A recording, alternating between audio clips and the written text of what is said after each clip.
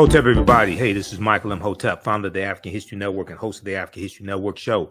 I'm here with one of our esteemed scholars when it comes to African history, African American history. You've heard him on the African History Network show before. I'm talking about the one and only Dr. Molefi Kete Asante. Hotep, brother, how you doing today? Hotep, Imhotep, I'm very good. I'm blessed, and I'm ready to be on this very popular show. Yes, we've certainly heard about your work and appreciate the work that you're doing. It's essential.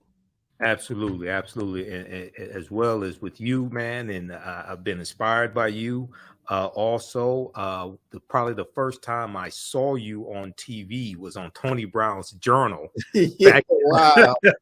Back in the early 1990s, man. You're one of the few people who remember that. Oh, Tony had me on periodically. Yeah. Tony Brown's Journal. And I grew up watching Tony Brown's Journal because my parents watched it. Yeah. So that's how I learned about him. Every Sunday, 4 p.m. I think it's 4 or 5 p.m. PBS here in Detroit. That's how I learned about you. I love it. All right. So many people have seen the interviews I've done with Anthony Browder as well as Dr. Charles Finch. Yes. And we were talking about the documentary from executive producer Jada Pinkett-Smith. It's in the African Queens series. It's on Netflix. And the trailer dealing with the installment dealing with Queen Cleopatra VII caused a lot of controversy, a lot of Arab backlash, anti-African backlash, things like this. So it came out May 10th, 2023. I've seen it. And I thought it was fantastic. I know you did a lecture recently dealing with Queen Cleopatra, this documentary, and the Arab anti-Blackness backlash, things like this. So I want to have this conversation with you today on this topic. So let me ask you a question, brother. Have you seen this documentary yet on Netflix? I have not seen the documentary. Okay. So my issue is not the documentary per se. I mean, and I would like to see it. I mean, I'm not opposed to see it. I want to see it. Yes. But that's not the issue. The issue is, for me, a problem of racial hatred of African people, as expressed by the Arab indignation about an African woman playing the role of Cleopatra. That's the issue. The issue is it is time for African people to resist the incredible encroachment of Arab nationalism onto African culture and the attempt to erase African people from Africa's own history, particularly on the land of Africa itself. So it's a serious problem, and it's not just a problem of a movie. It is actually what's happening in Sudan right now. It's the same issue. I mean, the Arab stations are saying that Sudan is an original part of Arabia, of course. So this is what they're saying today, yesterday. So in Arabic, they are having a real strong resistance to Africa asserting itself. And I'm of course one of those people who believe that we have to resist any attempt to falsify the record of African history. So that's where this debate comes with me, how to deal with this question and how to raise this question in a proper context so that African people, not just here in the diaspora, but also on the continent of Africa, began to take up their own intellectual and scholarly arms to fight against this encroachment. We have to do that. And part of our confusion as African people, to a large degree, over the last 400 or 500 years, and even before that, really that part of that confusion has been because of the Arabization, just like it has been the Europeanization of African people and African cultures. So we've got to adjust to that, and I think that we've slept enough. It's time for us to wake up. Okay, we've slept enough. It's time for us to wake up. And I've looked at a lot of the different comments, the backlash coming from Arabs who are in Egypt today, who are what are referred to as modern day Egyptians. And I know in your lecture, you made the distinction between Egyptian being citizenship, as in the modern term Egyptian today, and understanding an Egyptian in the past when it would be what we would call ancient Kemet, things of this nature. Can you talk about that nuance for a minute? I think that's a very wonderful observation. Yeah, I can talk about it quite specifically. What the Arab population has largely done in Kemet, in Egypt, is to hijack the term Egyptian. That's basically what they have tried to do. Yes. And the idea is that the way they have done it is very interesting, because what they have done is to claim that ancient Egypt was the same as contemporary Egypt. Mm-hmm. And of course, that is not true. I mean, that's false on the very face of it. I mean, almost anybody can see that. And I've said this, when I've talked about the American situation, I've told people that 500 years ago, the land that we call the United States of America didn't look like it does today, right, in terms of the diversity of the people.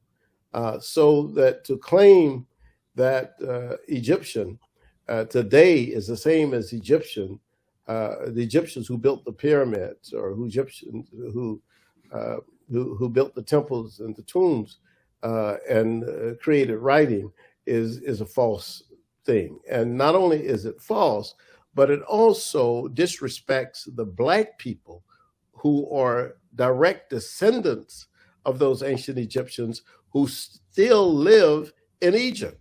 So right. It's like, wait a minute. I mean, we're still here.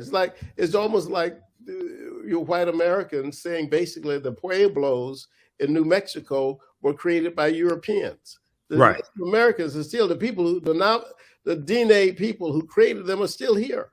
Exactly. So it's a very weird kind of situation. And years ago, one of the great Nigerian philosophers, Chinwezu, warned us that this was coming. He anticipated that what there would be a very strong attempt on the part of Arab nationalists to, in fact, redefine the Nile Valley civilization as Arab civilization. And of course, we are seeing this encroachment day by day. And Jada Pinkett-Smith did a profound assertion, and her production crew did a profound assertion that was based as much on fact as anybody else could have done. I mean, and I think that is the thing. I mean, we have every indication that Cleopatra, we know, well, first of all that Cleopatra was not German. We know she was not English. We know she was not Arab. In fact, we know that we don't even have an Arab population in Kemet in large numbers until the 7th century, this era. So we know these facts. I mean, and you have a guy like Zahi Hawass, who basically is a salesperson. That's what I call him. He has now tried to rehab himself because he got into difficulty before, and now he's trying to rehab himself by being a salesperson for tourism in Egypt. That's what he does. That's his only thing. And so to do that, he often has to tell things that are untrue and say things that are not correct. And he did that in Philadelphia. We demonstrated against him when he came to Philadelphia for that. When was this? This was several years ago when they had the King Tutankhamun exhibition at our Franklin Museum. It was wonderful because he was cornered by an African American woman reporter, Helen Blue, and Okay. she said to him, Mr. Hawaz, why do you keep saying that King Tut was not black? Was he black? And then he simply, out of exasperation, said, yes, he was black. So leave me alone, basically. You see what I'm saying? So then I've followed him. I've watched his work. His work is to be drama for Egypt. And the drama for Egypt really creates excitement in European countries for, well, I need to go and see what Hawass has seen. He's right. But there are no Arabs in ancient Egypt. There's no population of them. Cleopatra could never have been an Arab. That was not possible, you see. Exactly. So exactly. It's a very, very strange situation. And the smartest thing, and I wrote this in my book, I wrote a book called Culture and Customs of Egypt. And this book published several years ago, maybe 15 to 20 years ago. And I tried to put this business to rest at that time. And for a long time, I thought we had really solved this issue with history. This is a historical situation. It's not a situation that Black people are having some opinion about something. This is a historical fact, you know. So let's deal with the historical facts. And that's what I've tried to do with the whole question of Cleopatra, you see. Right, exactly. So I want to show this timeline of history here just very briefly for people who may not be familiar with this information. And then I want to show you a couple articles here, because I've been dealing with this on the African History Network show as well. And, you know, I'll have people who I guess they're Arabs who will, you know, make these anti-Black statements and different things of this nature. But first off, if we look here, let me flip over here. Okay, so this is a timeline of dealing with global African history that I use. This one here is from past.org, blackpast.org. They have about 6,000 pages of articles dealing with African history and African American history. But if we just look at this here briefly, okay, so 332 BC, that's an important date that we need to understand. 332 BCE, before the Common Era. You have Alexander the Greek, or Alexander the Great. He conquers Egypt, okay? And then we know he dies in 323 BC. And one of his generals, Ptolemy I Soter-Lagi, becomes ruler of Egypt, okay? When we look at, we go down, we don't see the Arabs come in until 639 AD. Okay. Now, Cleopatra VII was born in 69 BCE, before the Common Era, 69 BCE. So she's born about close to 700 years before the Arabs invade in Egypt. All right. So what I saw in some videos, like on social media, some comments, things like this, Arabs who are there today, whose citizenship is Egyptian, were claiming that Black people were trying to steal their heritage. Or go ahead. It's the direct opposite. Yes. No. It's not Black people trying to steal Arab heritage. It's the Arabs trying to steal Black people's heritage. Exactly. No, come on. No. You know, it's one of these weird worlds. I mean, yes. In fact, what we have to say, and this is very interesting, and I've had this debate for 40 years with many people from that part of the world. What we have to say is that there was conquest. This is true. That is correct. The Arabs did come in, and they came in actually at the invitation of African people. The African people asked the Arabs to come in and help them throw off the Romans, because after the death of Cleopatra, the Romans took over and they took charge of Kemet. And after so many 100 years, the Arab military was growing strong because of Islam. They had battled many people and conquered many people. So they were asked to come and help throw off the Romans, which they did. And the general was called Amir el-Az. El-Az stayed. He decided that Egypt was a good place. Why go back to the desert? This is a very, I'm in the fertile territory of the Nile River. Let's just stay here. And then, of course, brought many, many Arab people into Egypt. And that began the domination of the culture and the enforcement, of course, of the Islamic religion. But it was the Arab conquest of Egypt that really created this whole commercial notion of taking over the creative innovations of African people and claiming them as Arab creations. Arabs didn't build the pyramids. Arabs didn't build the tombs. They didn't build the temples. They didn't create writing. None of that is attributable to the Arab population. Exactly. And it's important to note that the ancient Kemetic people, the ancient Kemites, they stopped building pyramids in the toward the end of the 6th dynasty. Okay, they stopped building pyramids somewhere around 2300 BC, something like that. Okay, long before the Arabs come in, long before the Romans come in, long before the Greeks come in. Absolutely. You know, and if we really want to deal with it, even before the people called Hebrews was said to have come into Egypt, the Africans have stopped building pyramids also. Okay, absolutely. Yeah. So this is all about, and this is why I think your channel is a good channel.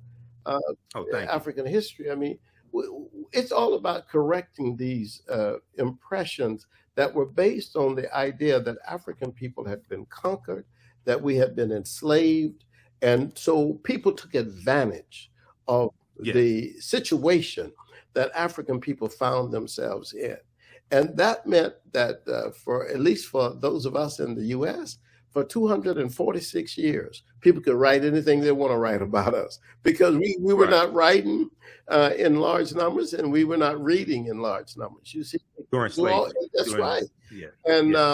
And then the Arab conquest of Kemet and the attempted conquest, and they still at it in Sudan, and my ancestors trace to Sudan on my mother's side. So when you start talking about the whole situation of the Nile Valley, the idea is how do you take that away from Africa? But that's the attempt. The attempt is, and so by Arabizing African people to make them think that they are Arabs, they have created this internal situation where you have fighting and factions going on in places like Sudan and still in southern Egypt as well as in Chad and Niger and so on. Those areas are volatile, and they're volatile because there's some people who say, well, I don't mind being Muslim, but I don't want to be an Arab.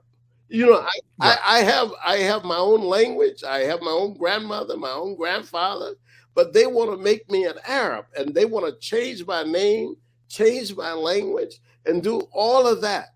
But people are saying, you know, let me be. If you say that I'm a Muslim, that's fine, but don't make me an Arab. And don't say that I'm Arab, and don't punish me because I don't take your name or I don't use your language and so forth. So this is a question of the notion of Arab supremacy over African people.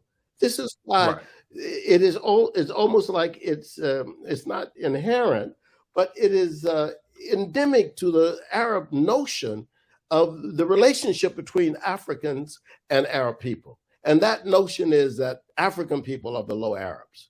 That's a negative notion that cannot be allowed to exist in the 21st century, and we have to fight it. And this is why I came out with a lecture on Jada Pinkett-Smith, because whenever celebrities are brave enough, like Kevin Hart or her, say these kind of things, and they're not scholars. They just know what the general plausibility is. I mean, what's probable. I mean, the fact that Cleopatra, for example, was a descendant of a Greek leader doesn't mean much after 300 years. I mean, it's almost like I was telling somebody, and I said this often, that in my own family, I have people who maybe 4 generations ago had white paternity, some white man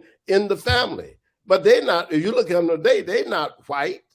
So you can have Greek paternity 300 years ago, and still your complexion today will be black. You see what I'm saying? So we don't. That's a debate that is ridiculous. It doesn't make any sense to me.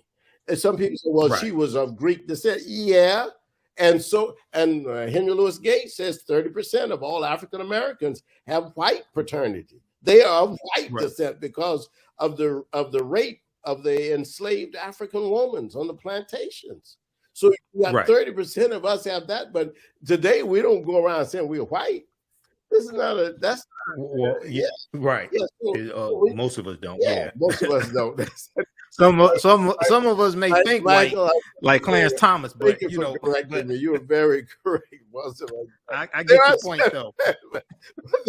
But you're right. I can't get too passionate about this because you're right. I can be proven wrong on that. But I think basically what I'm saying is that the debate about what complexion Cleopatra is. I mean, the plausible thing, the most likely thing is that she was number one of dark complexion. That's the most plausible, given the fact that that the Greeks were just a ruling class in Kemet at the time, and they ruled for 300 years. At least that particular family ruled for 300 years. But that particular family, as a Greek family, I am sure, I don't know, but I am sure they had African people in that family. They had to have. They're in an African country. They are surrounded by African people. They're ruling and serving and working and fighting in the army that's basically African army. Wait a minute. And you're telling me for 300 years, this pure Greek white family ruled in Egypt and there were no blackness in there? No, that's not true. And in fact, Arsinoe, the fourth, who was Cleopatra's sister, has been proven to be of African descent. So exactly, I'm gonna show an article that deals with that. Absolutely, the BBC had a documentary dealing with that. Yeah. Now, Arsinoe the Fourth is depicted in the documentary Cleopatra from Jada Pinkett-Smith. Also, oh, okay, great. She's depicted in there. Yes, good. I need to see that. Yeah, absolutely. It's on Netflix. It's about, I think, something like 2 hours, 2.5 hours. It's fantastic. So, for the sake of time, because I know you're short on time. I'm sorry, I got another appointment. Okay, he made time to come on. We were trying to get him on last week, but he was in and out of town, so it was hectic. Let's do this. I want to show this article briefly. This is from NBCnews.com. This was one of the strongest statements against the documentary from the Egyptian government. The name of this article is Cleopatra Was Not Black. Egypt Tells Netflix in Growing Feud Ahead of New Series. Now, first of all, I just want to make it clear, the documentary series is not saying that Cleopatra was black as was, say, Queen T or Queen Nefertiti or Nefertari or anything like this. What it's saying was basically she was melanated, and she looked more like Adele James, who portrayed Cleopatra in this series. And Adele James is biracial. She's a black British actress. They were saying that Cleopatra looked more like Adele James than she would have Elizabeth Taylor in 1963 in the movie Cleopatra. Okay, that's correct. This is the argument that they're making. But if we just look here, just at a couple of quick here, It says here, let's see, go to the government statement issued Thursday marked an escalation in a feud that has sparked demands for the show's cancellation amid a broader debate over representation and popular culture.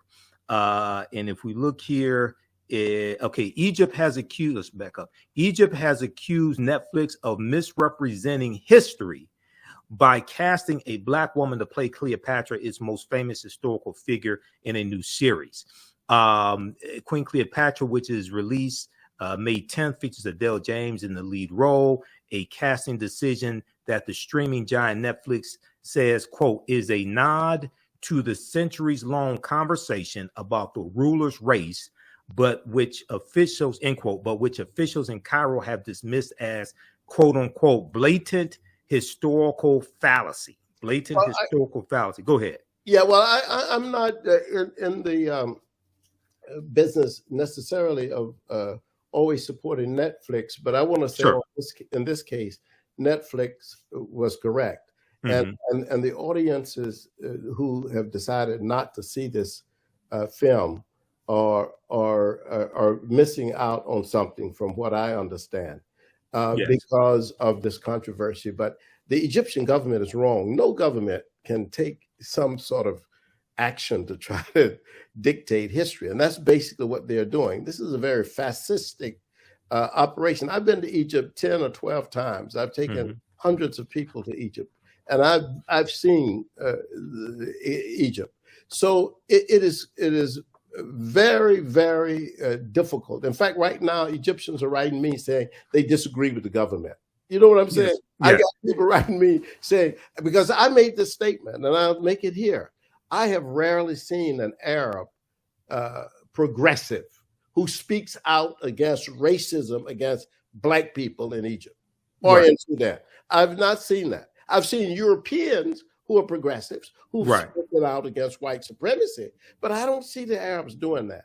And so this Arab wrote me from Germany. Yes, I'm one of the ones who speak out, but I still have not seen any indication of this. You see, I haven't seen any real fact. So in this situation, Netflix is correct to take artistic license to do this, and they are more on a solid historical base and foundation than the Egyptian government, because the Egyptian government is simply trying to promote Arab nationalism against the historical Black foundation of the ancient Egyptian government. Right. And they're also trying to promote tourism as well. Absolutely. And tourism took a hit during COVID-19, but also their tourism has taken a hit with the Russian invasion of Ukraine as well. Absolutely, because the Russians were big people in the tourist business. When you would go, you would see a lot of the Russians. But now to say that that Cleopatra was Black, oh my goodness! The Europeans say, I'm not going to go to Egypt anymore. Yeah. Yep. Yep. Even just to have a biracial woman portraying her and just saying that Cleopatra had melanin is scaring the hell out of people. Yeah. Because the white imaginary of Egypt, of course, is, as you say, is white. Is right. White. It's 10 Commandments. Ten Commandments. That's right. And of course, even in the 10 Commandments, they don't have, at least they don't go with Cleopatra as an Arab. You see, they at least the Europeans put her in as an English woman, a British woman. So, but we still but this. Well, they show Nefertari. Absolutely. With Ramses, they show Nefertari as a white woman. Yeah, exactly. Absolutely. So this is what's going on. But I think we have to do a number of things. Maulana Karenga used to say that Cleopatra was basically unremarkable as a leader anyway. So it is a big controversy. But if you start talking about Queen Tai or Hatshepsut, we're talking about great leaders as well, great women who had power and who exercised power. So Beknefru and other women who were leaders in their own right, Amanarensis, the Nubian queen who stopped Augustus from taking over Nubia and so forth. So there are many, many other issues, but I think that this issue here is basically an issue that is anti-African. That's basically what it is. And I think that we just have to keep saying, look, no Arab was ever a pharaoh in Egypt. No Arab was ever could ever be Cleopatra, because that was not true. Even if you say she had Greek descent, she also most likely had African ancestry as well. And and then we also know that Arabic is not indigenous to Africa as a language. It's not. It's an African language now, just like English is an African language now, and French. But it was not an African language. Absolutely. This article here, because I was on KBLA 1580 AM, which is Tavis Smiley's radio station in Southern California. I was on this past Tuesday on the Danny Morrison show, and one of the things we talked about was this documentary series and some of the history of Queen Cleopatra VII, etc. This article here from the Washington Post is a really good article by Bethany Butler. Was Cleopatra black? We're asking the wrong question. Now, one of the things I talked about this on Roland Martin Unfiltered, and some other shows I've been on, in my interviews with Tony Browder as well as Dr. Anthony Finch. The racial classification of black and white are contemporary terms. Absolutely. Contemporary classification, 17th century, 18th century, things like this. Back at this time, 69 BC, they don't have those classifications. Absolutely. Okay? So it's just important to understand that nuance. But something very, we're trying to look at, a lot of people are trying to look at this history from over 2,000 years ago through the contemporary lens of race today. But something very important in this article is a statement from Jada Pinkett-Smith, and it's on Netflix's companion website called Tudum, Tudum. I think I'm pronouncing that correctly. It's on the third page here. I'm going to go to this because it helps clear up a lot of this confusion, because even in the documentary series, once again, they're not saying Cleopatra was black. More so, they're saying she wasn't white. Okay, so, but it's, let's see here. Pinkett-Smith told Netflix's companion website, Tudum, that the goal of African Queens, with the documentary series African Queens, which launched earlier this year, 2023, with a look at the 17th century ruler Nzinga, that was good also, that one, was to share underrepresented stories about historical women who were so powerful and were the backbone of African nations. She said, we don't often get to see or hear stories about Black queens, and that was really important for me as well as for my daughter, and just for my community to be able to know those stories, because these are tons of them, because there are tons of them, Jada Pinkett-Smith said. Comment on that for a minute. There's another quote that I want to get to. Go ahead, brother.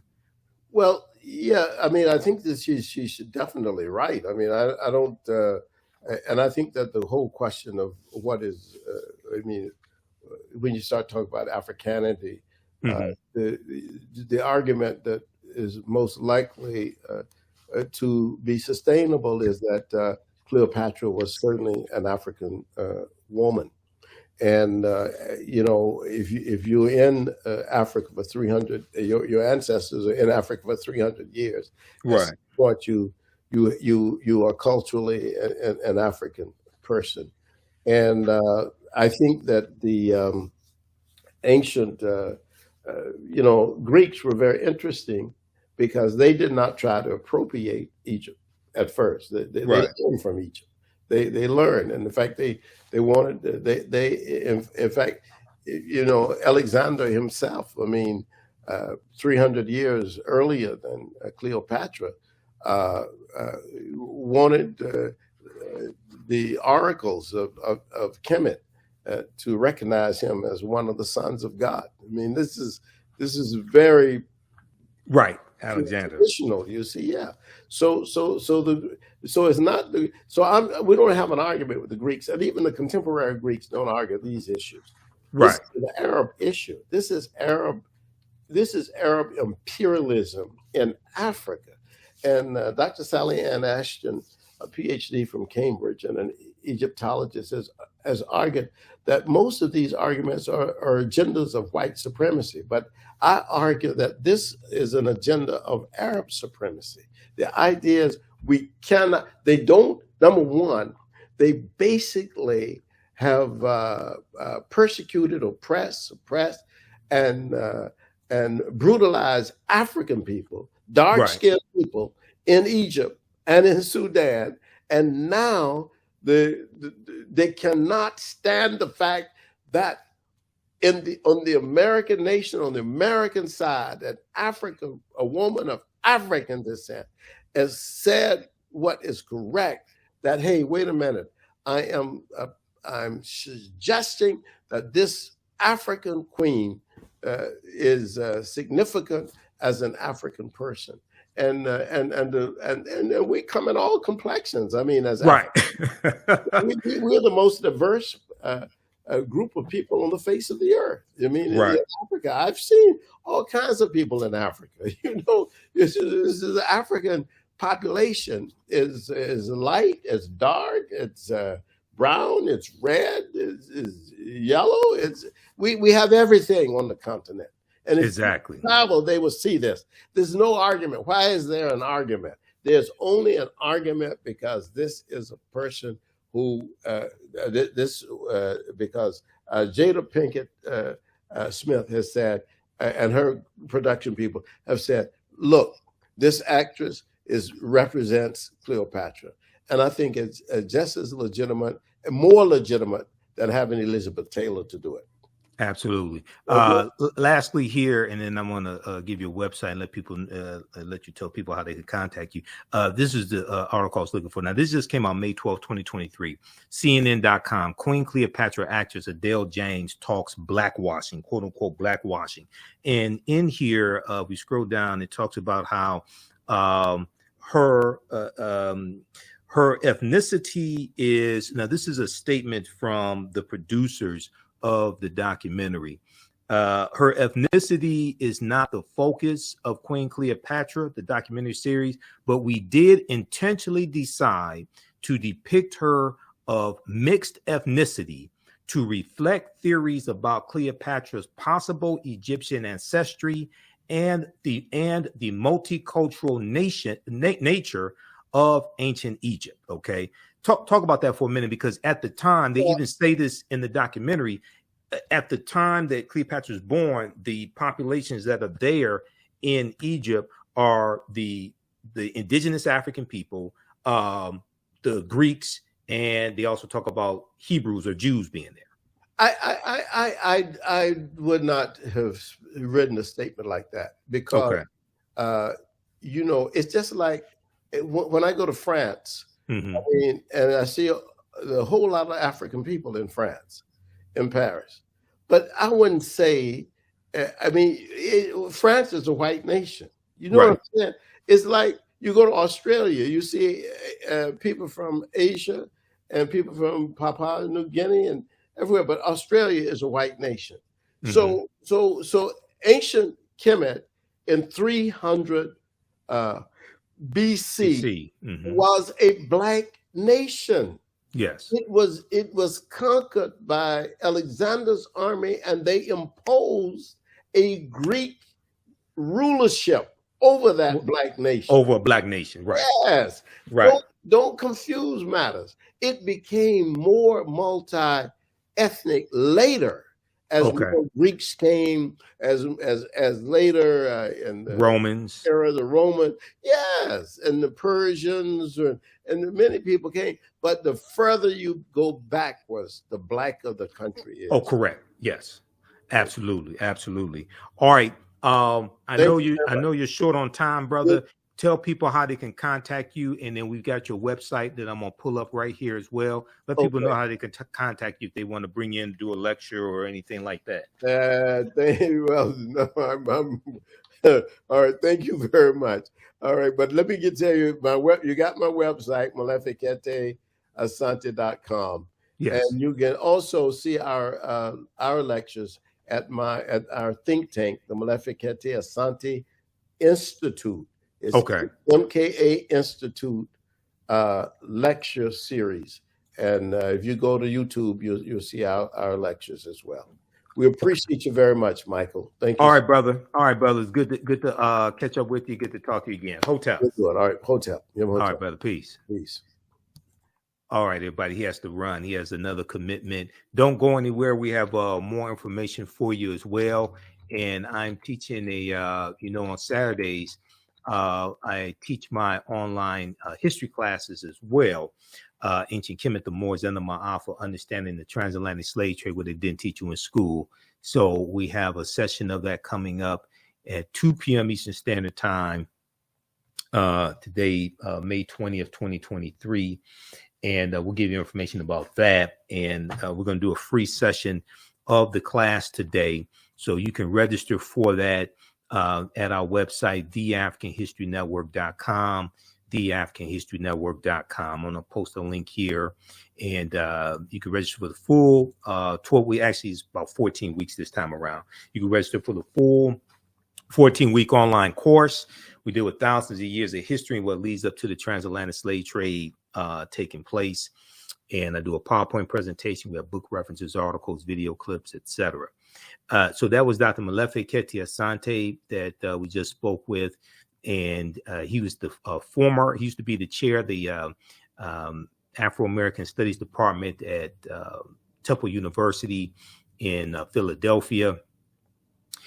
He has written over 100 books dealing with African history, African American history, and probably about 500 articles or so as well. So he's one of our esteemed scholars. All right, how's everybody doing today? Share this broadcast on your social media platforms.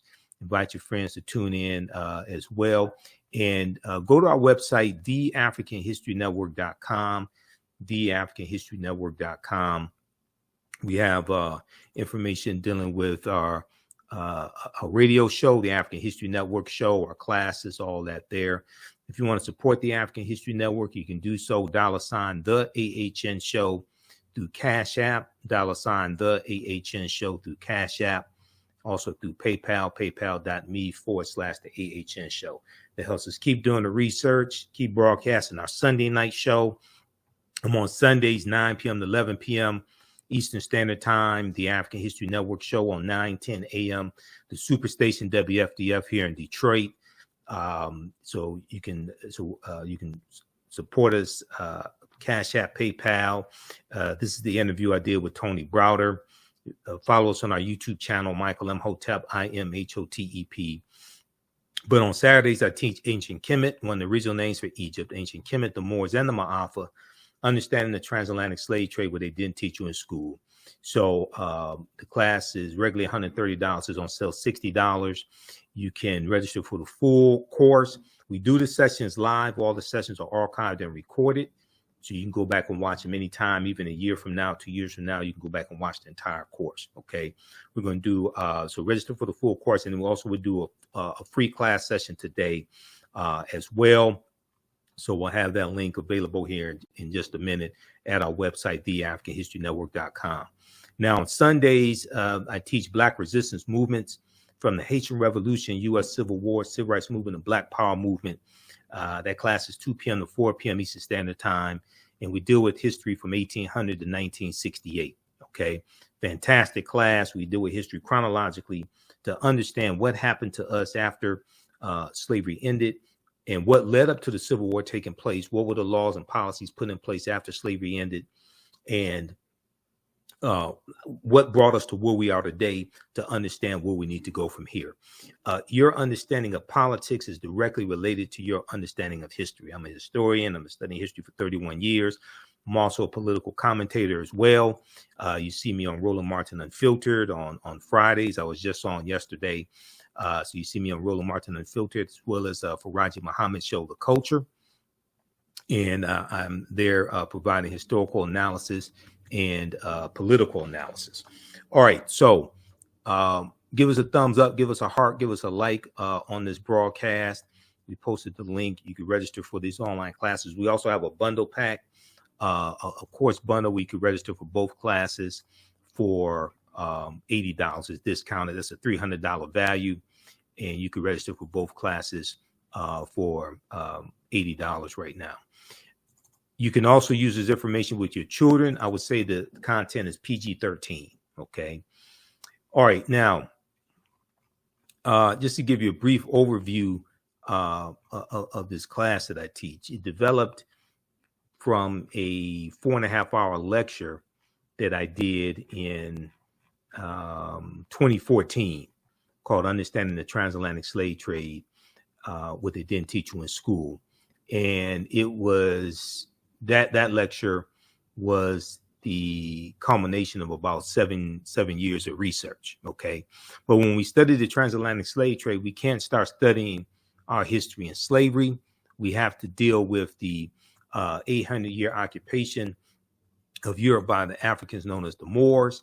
And we have to understand this history chronologically, what leads up to the transatlantic slave trade taking place. So we can't start in 1441 with the Portuguese going into Mauritania. We can't start in 1619 in Virginia, okay, or Hampton, Virginia. We can't start there. And it's also important to note that African people were in the land that we call the United States of America going back at least 51,700 years ago. Okay, so, and you have to deal with the 800-year occupation of Europe by the Africans known as the Moors, because the Portuguese are the first ones involved in the transatlantic slave trade. The Spanish are the second ones involved. And Columbus is using nautical instruments that's based upon technology that the Moors introduced into Europe. And the teachings that the Moors take into Europe are going to bring Europe out of the Dark Ages. Okay. And the Moors are taking the teachings from ancient Kemet, ancient Egypt, into the Nile Valley region of Africa. And these teachings are going to save Europe. Okay. And if it had not been for the teachings from the Moors, probably millions more people would have died from the Black Death, the bubonic plague that hits Europe in spurts from 1347 Common Era AD to 1400. So this course not only deals with the transatlantic slave trade, but thousands of years of history that leads up to the transatlantic slave trade taking place. All right, so it's important for us to understand that African people are the original people of North, Central, and South America and have been in the land that we call the United States of America at least 51,700 years ago. So we look at things. So there's about seven books that we use as a reference. And I show you excerpts of the book on the screen. You don't have to buy any of these books to follow along in class.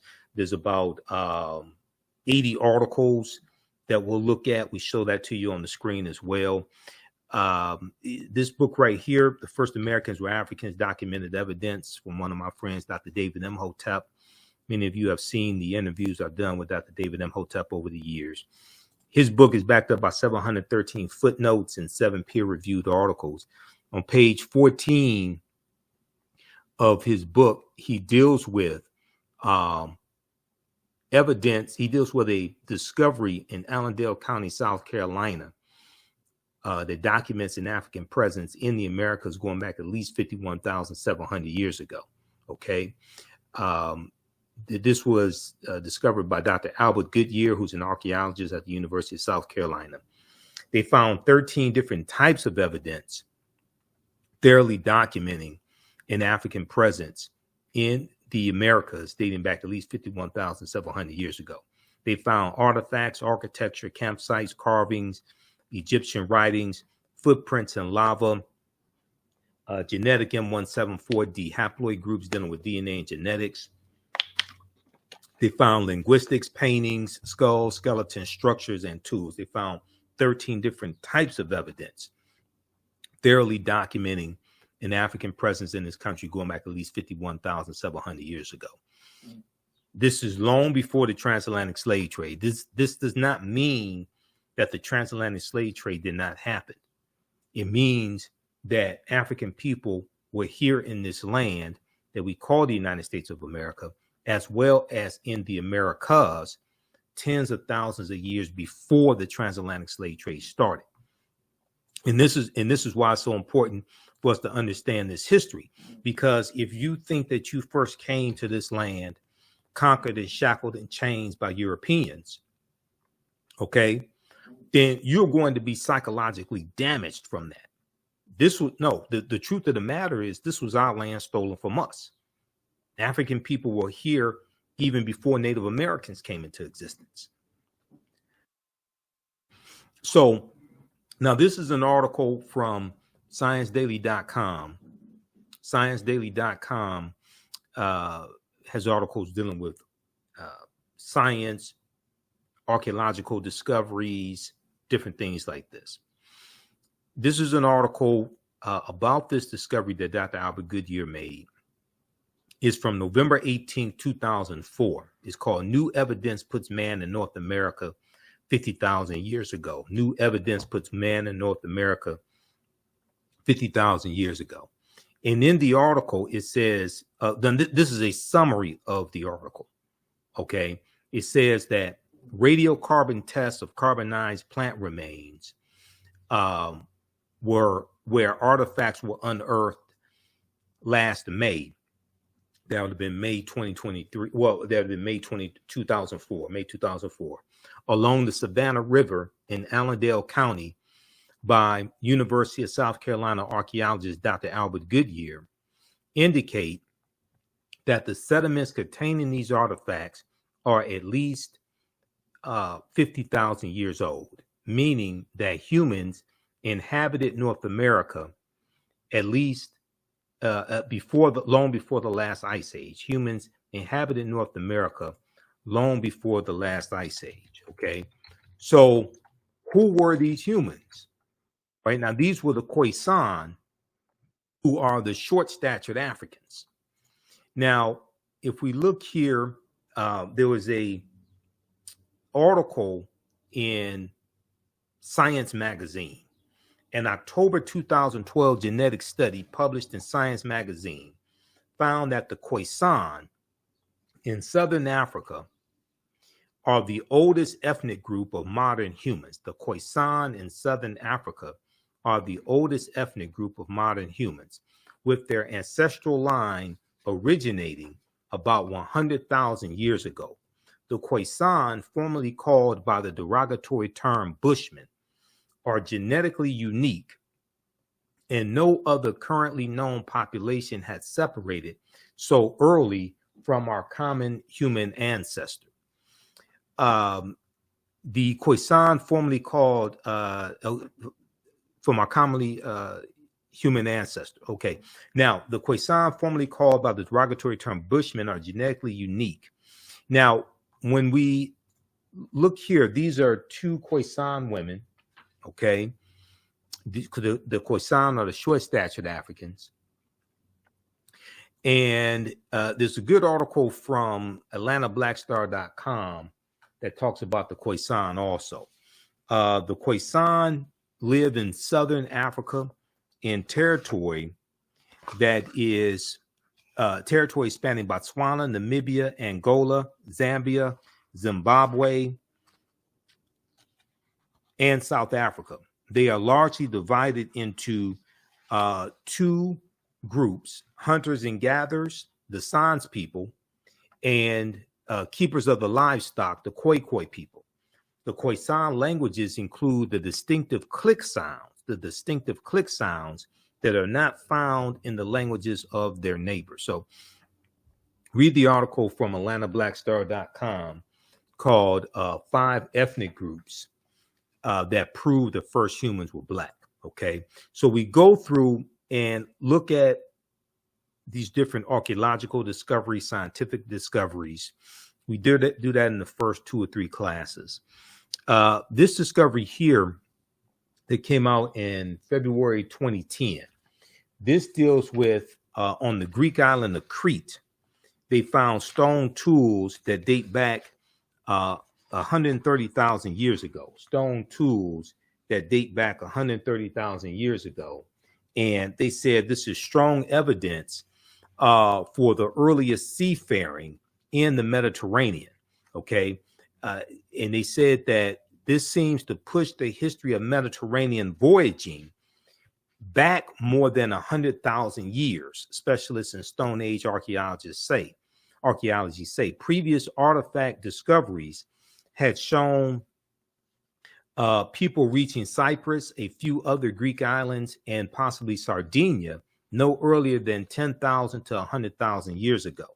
Okay, so the deeper they dig, the blacker the planet gets, the more research they do, the older we get.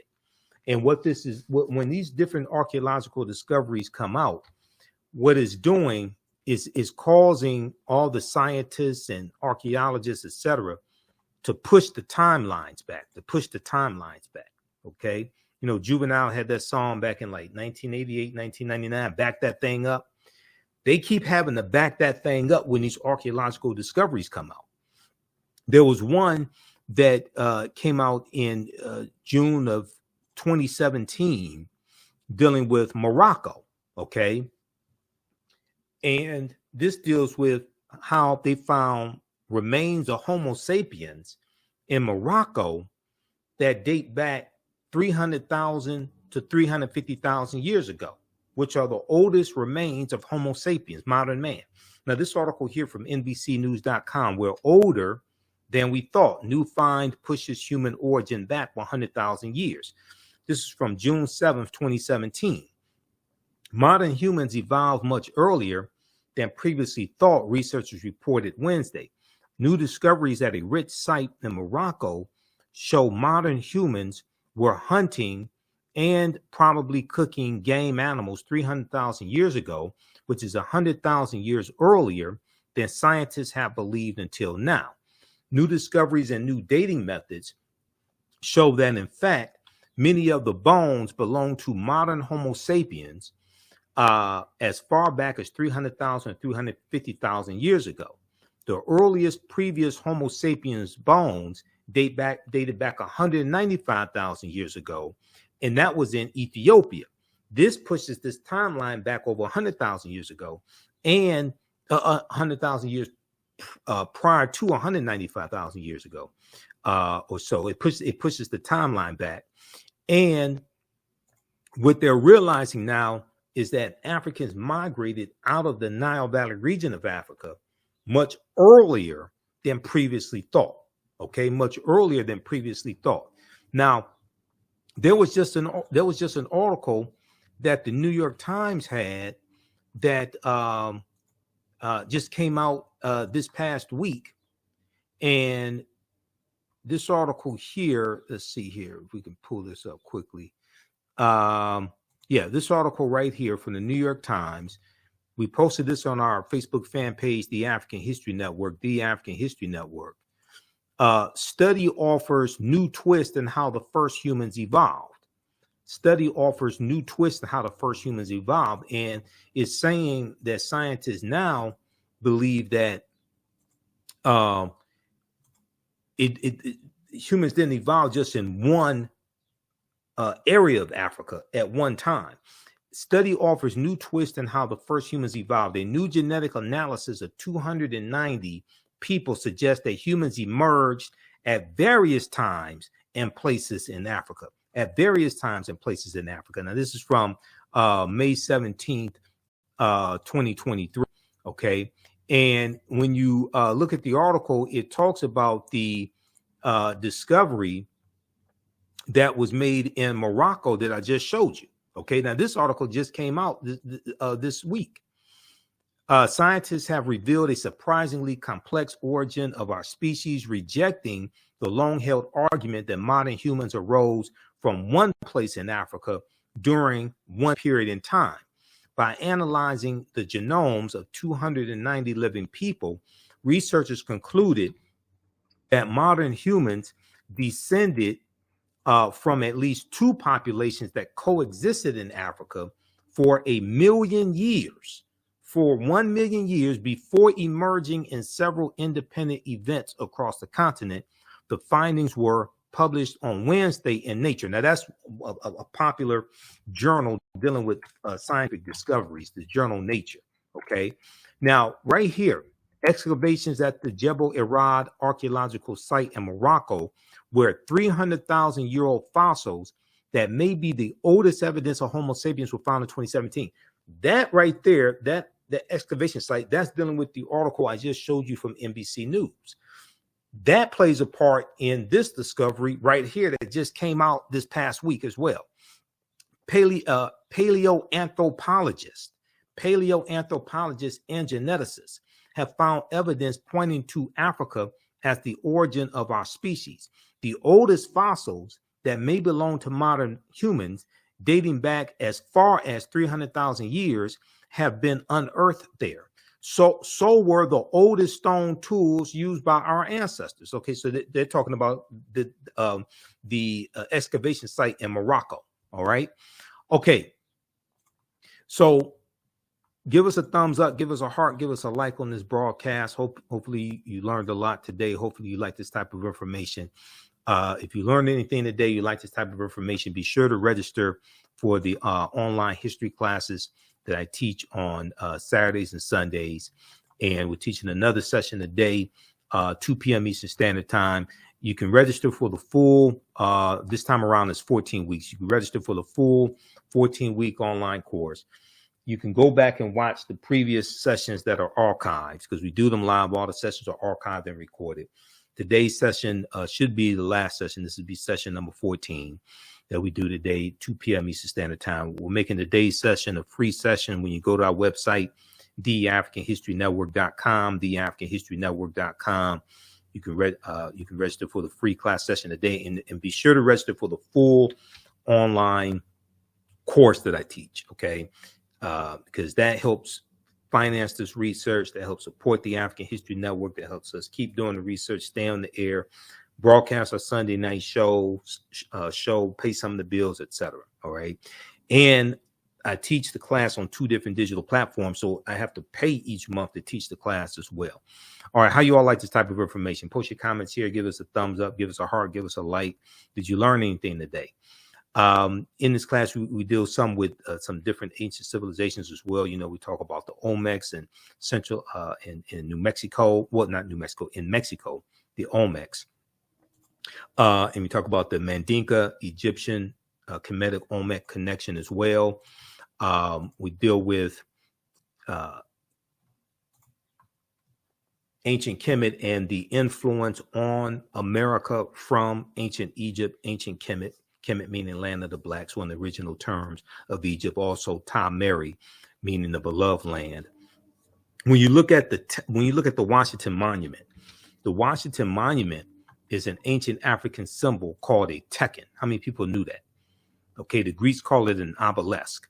We know that the teachings from ancient Kemet helped form the foundation of the teachings in Freemasonry. And 50 of the 56 signers of the Declaration of Independence are Freemasons. Okay, 50 of the 56 signers of the Declaration of Independence, 1776, were Freemasons. George Washington was a Freemason. So there were 1,200 Tekkenu all throughout ancient Kemet. All right, today they're less than 12, it's somewhere about 7 or so. And they've been taken to places around the world. They've been taken to like New York City, London, England, Paris, France. Ancient Egyptians called obelisks Tekkenu, and they were used to tell the time in the past. Their pinnacles were basically covered in gold to reflect the sunlight. Historians say that obelisks represented immortality and eternity, and their long structure helped connect the heavens and the earth.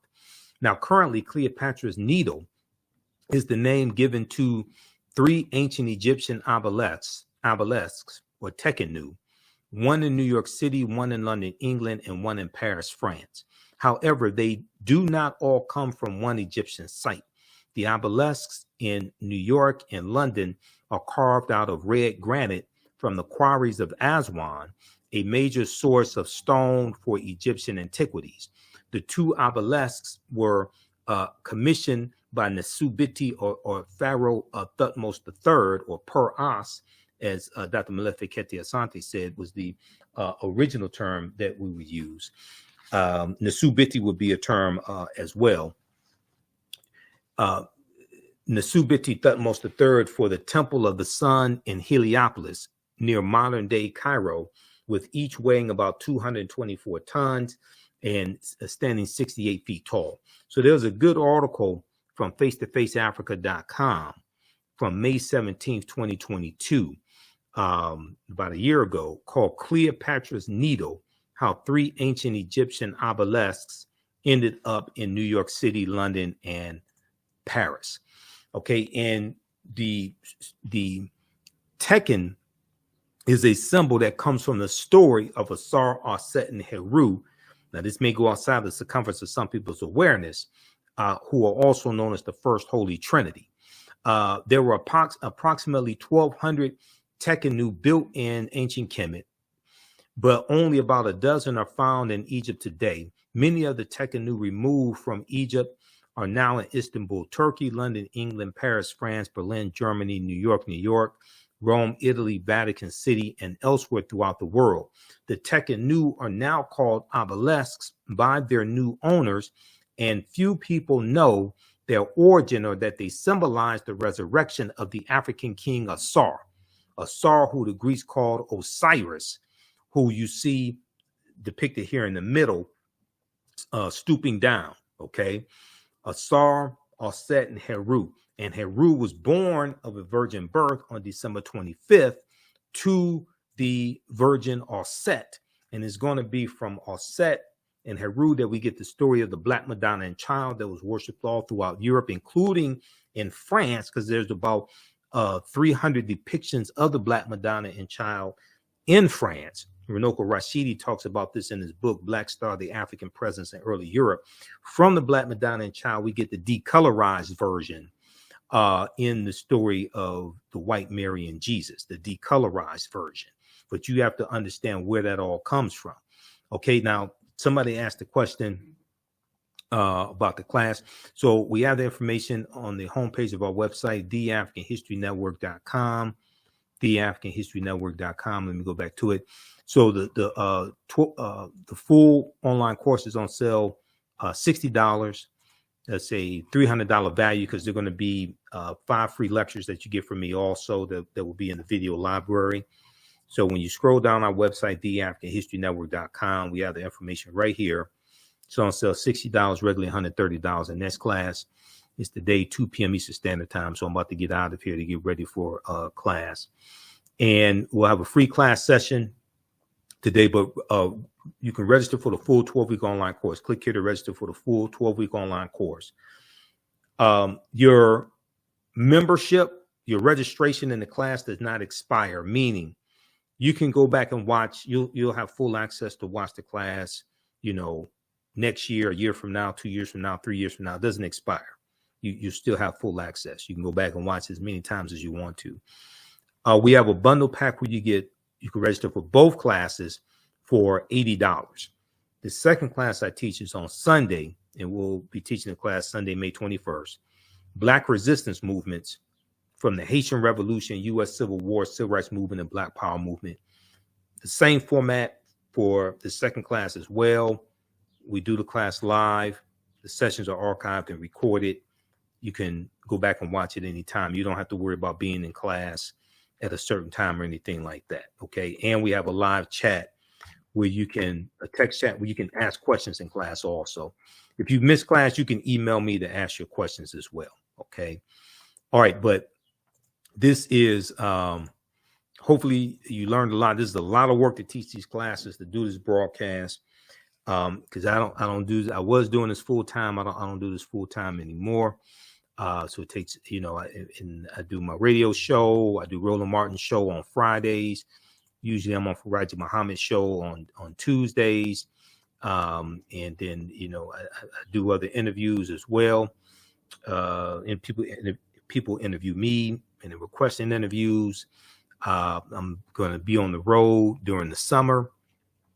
It looks like I'll be at least a few places in the summer, and I'll be here in Detroit at different events also. So I stay busy.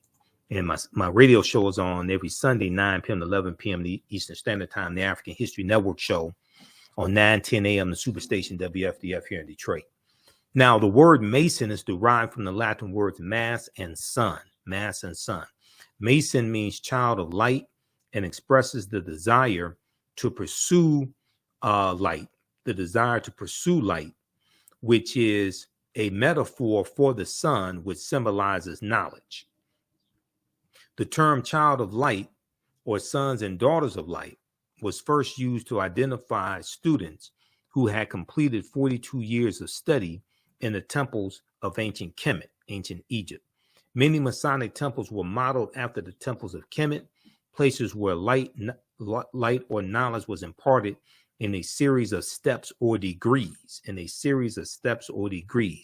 This comes from page 18 and 32 of Egypt on the Potomac by Tony Browder. And I just interviewed Tony about 4 weeks ago, and we were talking about why Nile Valley civilization matters, why Nile Valley civilization history matters, and we talked about Queen Cleopatra a little bit as well. The concept of going to an institution of higher learning and getting your credentials in a series of steps or degrees comes out of Africa. That comes out of the Nile Valley region of Africa, especially ancient Kemet. That comes from us. Okay. What you do for yourself, what you do to yourself, and what you allow other people to do to you and get away with is based upon what you think about yourself. What you think about yourself is based upon what you have been taught about yourself. What you've been taught about yourself is based upon everything you've read, heard, and seen about yourself. So this is the type of information that changes the way we think, feel, act, and behave, and ultimately changes our results. It has a transformational impact on our mindset when we come into the knowledge of this, and we combine African history with economic empowerment and political empowerment. Okay. When you see that pyramid principle that I show you that Dr. Lyndon Jeffries and Professor James Small talk about, I'll show that to you in just a minute. Now, Masonic temples are considered houses of light or temples of learning. The term Mason means child of light. Okay. And the term Mason is a direct reference to the highest degree of the ancient Kemetic education system. The 33 degrees of instruction within Freemasonry represent a fraction of the 360 degrees of instruction that comprise the ancient Kemetic or ancient Egyptian system of education. Yet, with less than 10% of the wisdom of ancient Kemet, Freemasons have held positions of influence and power throughout the world for over 200 years. They learned less than 10% of what the ancient Africans knew, and they've been able to basically conquer the world. This comes from page 33 of Egypt on the Potomac by Tony Browder.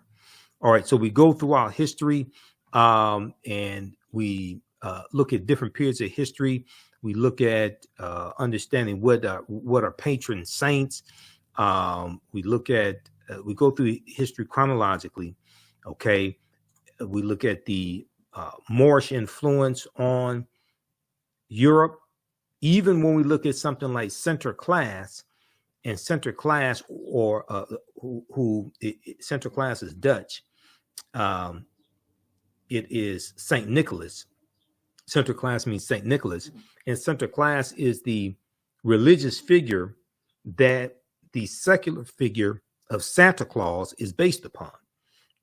But center class had a sidekick named Jada Pinkett, Black Pete, and Black Pete was a Moor. And in one of the versions of the story, Black Pete was center class's slave. Okay, some people may say servant, but he was defeated by center class and became his slave. So we go through, look at things like why Christmas is celebrated on December 25th, because nowhere in the biblical text does it state that Christmas is celebrated on December 25th. And that deals with the winter solstice and a retelling of ancient stories dealing with Asar, Aset, and Heru, different things of this nature. Okay. Then we look at the 800-year occupation of Europe by the Africans known as the Moors. We look at different civilizations like that of Carthage, okay, different empires like that of Carthage, the Carthaginians, Hannibal Barca. We look at Nubia as well, Axum, etc. We deal with the film Black Panther, okay, because for instance, Black Panther represents, you see 11 different African cultures infused in the movie Black Panther. Ruth Carter was the costume designer. Ruth Carter studied 11 different African cultures for 6 months. And we see this represented in the film Black Panther. Bast, the panther deity, Bast is based upon Bastet. Bastet was a netter who was worshipped in the form of a lioness. Okay, she was an African Egyptian goddess worshipped in the form of a lioness and later a cat. And she was a netter of warfare in Lower Egypt. She was worshipped as early as the Second Dynasty around 2890 BCE, before the Common Era, or BC.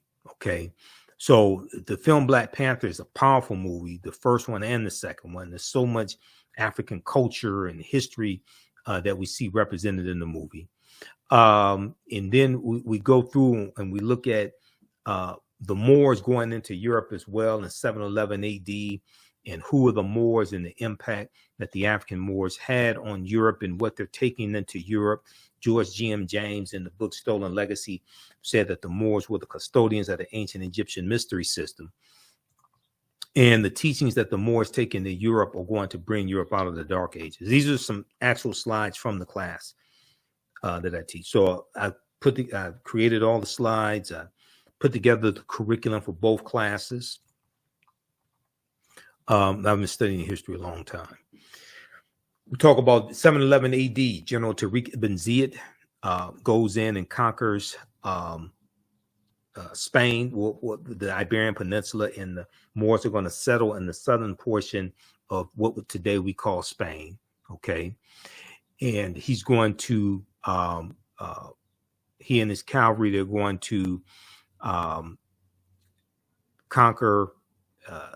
They go into the Spanish city of Toledo, and they are going to end the European dominance of the Iberian Peninsula, because it's under the control of the Vandals and the Visigoths at this time. This is who he's fighting against, especially the Visigoths. This is who he's fighting against and defeating. Okay. All right, so we'll deal with the history of the Moors, and we'll see how the transatlantic slave trade evolves. And it starts with the Portuguese, and then we see the Spanish are right behind them, and we're going to see that Christopher Columbus greatly extends the transatlantic slave trade, and because of his 4 voyages and the territory that he conquers. And these areas that he conquers have never recovered from being conquered over 500 years ago by Spain. Okay.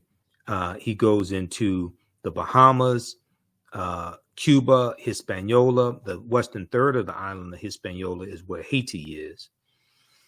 He goes into the West Indies, Puerto Rico, Jamaica, Trinidad, Venezuelan mainland, South America, Panama, Honduras, etc. Okay. So we see the conquering of the Taino and the Arawaks, things of this nature, the conquering of the Soboni, the conquering of these Native Americans in these areas like Jamaica and Hispaniola. We're going to see Africans being brought in to these areas around 1501 or so. And then we're going to see the expansion of the transatlantic slave trade with the Asiento de Negros of 1518, signed by King Charles V, okay, also known as King Charles I. And the role that Bartolomé de las Casas plays, who was a bishop who traveled with Columbus on many of his voyages, Bartolomé de las Casas, okay, And the importation of black slaves to work in the Americas was the inspiration of the Spanish Bishop Bartolomé de las Casas, whose support of black slavery was motivated by humanitarian concerns. He wasn't necessarily concerned about the Africans, even though he is going to regret his decision to recommend that the Africans be enslaved.